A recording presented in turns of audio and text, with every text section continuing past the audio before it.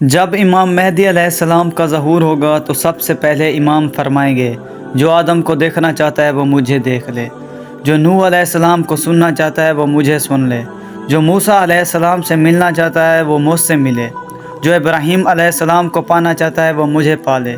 اے لوگو، اگر حضرت محمد صلی اللہ علیہ وآلہ وسلم کی زیارت کرنا چاہتے ہو تو میری زیارت کر لو۔ لوگ کہیں گے، کیا ثبوت ہے کہ آپ امام مہدی علیہ السلام ہیں؟ بس یوں امام مہدی علیہ السلام ثبوت پیش کریں گے۔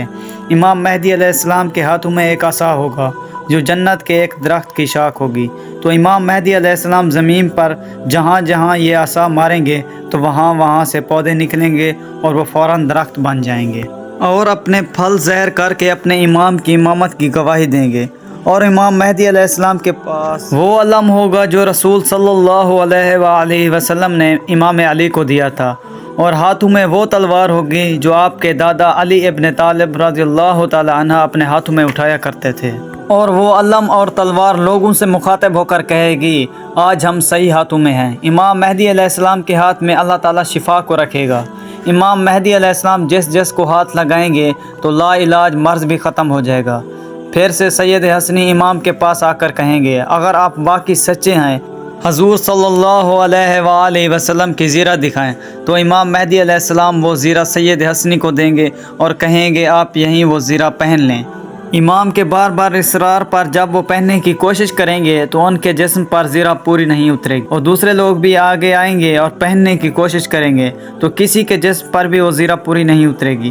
تو پھر امام مہدی علیہ السلام رسول اللہ کی وہ زیرہ پہنیں گے تو ان کا جسم نور کی مانند چمکتا رہے گا۔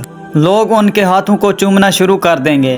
اتنے میں آسمان سے 3313 فرشتے آئیں گے اور امام کے ہاتھ کی بیعت کریں گے۔ یہ فرشتے وہ ہوں گے جو اللہ کے نبی نوح علیہ السلام کی کشتی کو سنبھالا تھا، اور یہ فرشتے وہ ہوں گے جو حضرت ابراہیم علیہ السلام کی آگ کو ٹھنڈا کیا تھا، اور یہ وہ فرشتے ہوں گے جو حضرت موسیٰ علیہ السلام کی قوم کو دریائے نیل کے پار کروایا تھا۔ پھر اللہ کے نبی موسیٰ علیہ السلام امام مہدی علیہ السلام کی گواہی دیں گے کہ یہ آخری حجت ہے، اور پھر آسمان سے 4000 فرشتے اور اتریں گے اور پوری دنیا میں یہ پیغام سنائی دے گا، آؤ امام مہدی علیہ السلام کا ظہور ہو گیا۔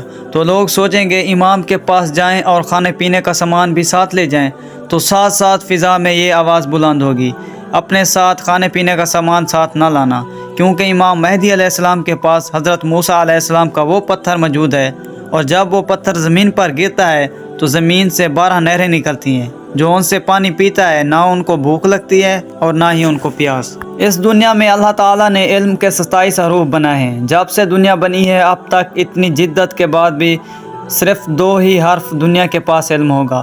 امام مہدی علیہ السلام باقی 25 حرف کو ظاہر کریں گے تو دنیا دیکھ کر حیران ہو جائے گی۔ سب سائنسدان، ریسرچ کرنے والے امام کی امامت کو قبول کریں گے۔ آپ علیہ السلام کی حکومت تقریباً 309 سال زمین پر ہوگی۔ امام مہدی علیہ السلام کا ظہور اللہ تعالیٰ کے گھر سے ہوگا، اور وہ پہلا خطبہ خانہ کعبہ سے دیں گے، اور پھر آپ علیہ السلام روضہ رسول کی طرف روانہ ہوں گے اور وہاں سے کوفہ کی طرف روانہ ہوں گے۔ یوں اس زمین پر امیر غریب کا فرق ختم ہو جائے گا، لوگ ایک دوسرے کا دل کبھی نہیں توڑیں گے، کوئی بھی کسی پر ظلم نہیں کرے گا، ہر کوئی ایک دوسرے کا احساس کرنے لگے، ہر انسان امن کے ساتھ زندگی بسر کرے گا، اور یوں یہ دنیا جنت کا عکس بن جائے گی۔